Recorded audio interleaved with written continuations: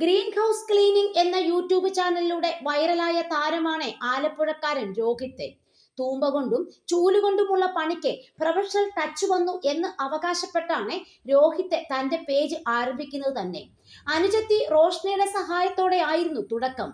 വീടും പരിസരവും വൃത്തിയാക്കാനും വീടിനകം മുക്കും മൂലയുമടക്കം വൃത്തിയാക്കി പുതുമ നൽകാനും സ്ഥാപനം റെഡി എന്നതായിരുന്നു പേജ് നൽകിയ സന്ദേശം. എന്നാൽ പേജ് ഹിറ്റ് ആയതോടെ രോഹിത് വിവാദ നായകനുമായി.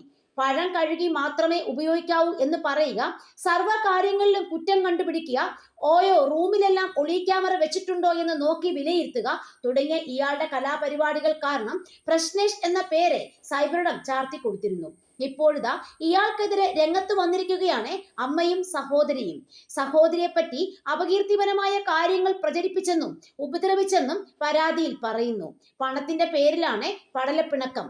കാശിന്റെ കണക്ക് പറഞ്ഞ് ഉപദ്രവിക്കാൻ ശ്രമിച്ചെന്നും സ്വർണം ചോദിച്ച് പ്രശ്നമുണ്ടാക്കിയെന്നും പാതിരാത്രിയിൽ വീട്ടിലെത്തി ശല്യം ചെയ്തെന്നും അമ്മയും സഹോദരിയും പരാതി പറയുന്നു. വിഷയത്തിൽ സൈബറിടത്ത് വലിയ ചർച്ചയാണ് നടക്കുന്നത്.